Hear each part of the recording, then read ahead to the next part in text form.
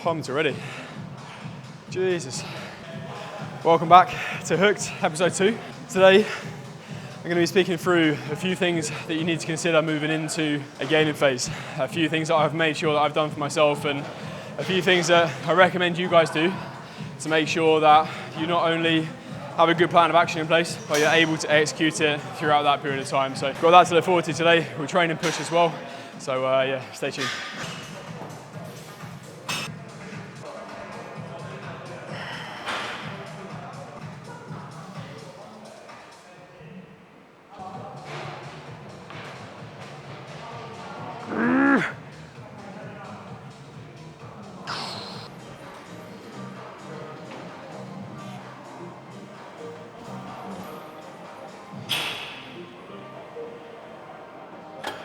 I had a bit of a niggle in my right shoulder for the last few weeks. I think I pulled it when I was moving house, just like awkwardly moving furniture downstairs and stuff.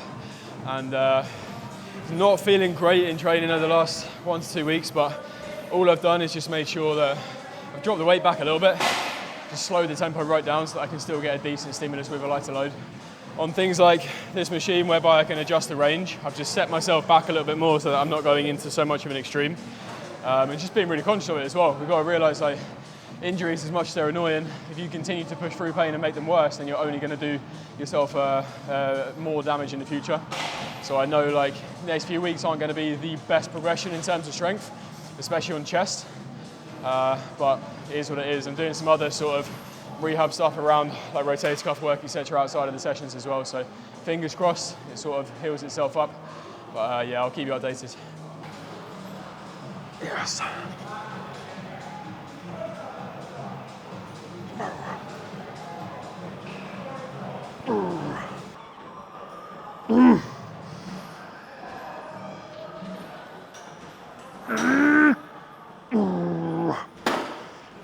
Oh, I feel good. It's actually the first time I've pressed without pain. Oh, I'm so happy with that. All right. Machine's busy today. Let's see if the next machine's free. Ugh.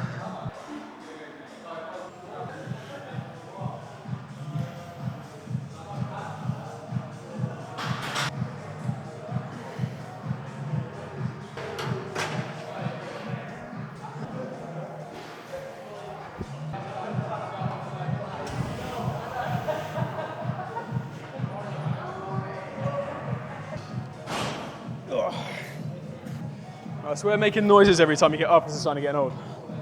I do it every time. I can't sit down or get up with going, ugh. Right, listen up.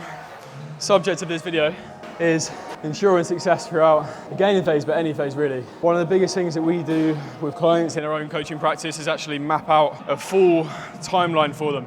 So upon them signing up, we'll go through a consultation process. Within that, we'll do a needs analysis in terms of what their actual goals are, when they want to actually achieve those goals by. And then from there, we can then map out 6, 12, 18 months of their journey. Exactly what phases they're going to go through, rough time frames for each phase as well. And I think one of the most beneficial things you can do is exactly that. Have a time frame for your year. Don't just plan the next month, plan the next 6 to 12 months. Having that clarity on the direction in which you're going in will allow you to have that day-to-day discipline and show the behaviours that you need to show on a micro basis. Because you know what the macro is, it's quite easy to just cruise along and waste months and months. And then you'll get, let's say 3-4 months down the line, you're like, shit, I actually haven't moved, I haven't done anything, haven't got anywhere. So have that clarity, create urgency around your goals, even if they're longer term, and have that time frame to work towards. Mate, that was parkour. See that? That's one way to hurt my shoulder again.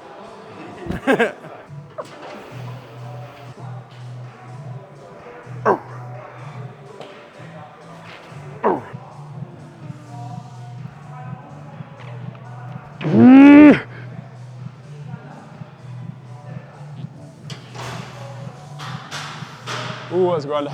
That right there is exactly what you want in terms of a stimulus to create hypertrophy. If you're judging intensity, one of the best ways to do that is judge the speed of your last rep. And that concentric speed should slow down fairly significantly. We should almost be going through that little bit of a grind on that last rep. And at that stage whereby that force is very high, you're pushing as hard as you can, but that velocity of the movement decreases, that's where it's been shown to be the best place to sit in terms of a stimulus to create muscle growth. So one thing that I'll be making sure I'm doing on the majority of sets throughout every single session is getting to that place.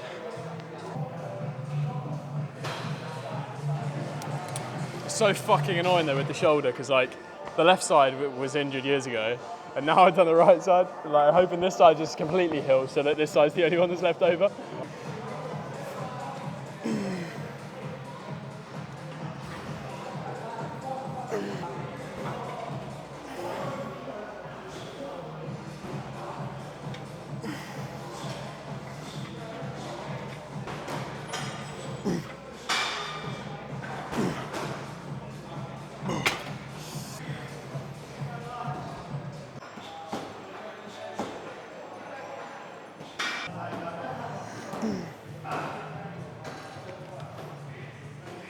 Does anyone else do that?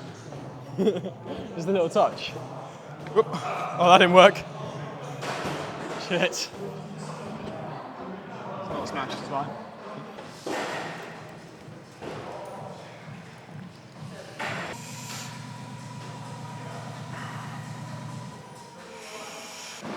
So talking about timelines, for me, the rest of this year, so looking at,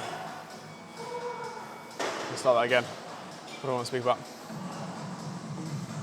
So speaking about timeline specifically for me, I've got a lot going on, I've had a lot going on since the shoot, as I said last video, and I've got a lot going on up until mid to late October. So I'm moving house again at the end of next week. That's all confirmed, which is cool. Literally a week after that, I'm going to America for 2 weeks, and then I'll be coming home, and that's going to be my first sort of stint whereby I haven't got any sort of events, anything sort of messing up my schedule. So that's going to be a really nice sort of fresh slate to start the rest of this year from throughout the back end of October, November, December. And then moving into January, I've basically planned out the whole of next year as an improvement phase, whereby we're just going to be gaining the size that I need, putting on the tissue that I need.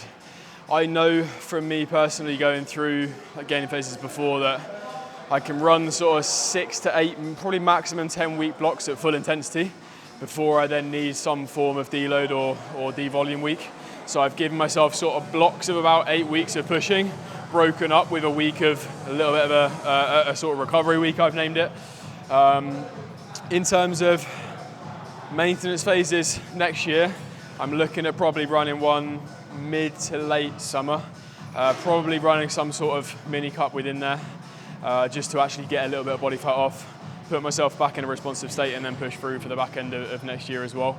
And then hopefully by that time, the competitive calendar for 2024 will be out.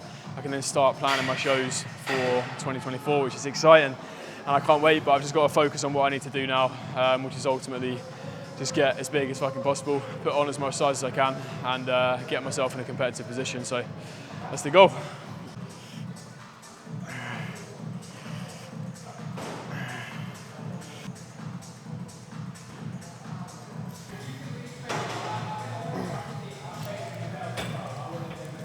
Decent little session wrapped up. Biggest win from today, which is the fact that the shoulder's feeling good. I didn't feel it, touch wood, at all. I've been really struggling with it for the last 2 or 3 weeks. You know, and it's just fucking annoying, like when you got a little niggle and you can still sort of train, but it's just there and it's in your head. It's just like frustrating, but hopefully that's the end of it.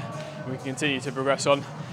We've got a lot of cool, exciting content planned for you guys. I'm going to go through just all of the sort of background stuff in terms of the specific protocols that we're going to put in place in terms of training and nutrition moving forward, much like we did within the dieting phase. Essentially going through everything that we did within that previous series, but in this series, but specific to the new goal of gaining tissue. So yeah, we've got that to look forward to.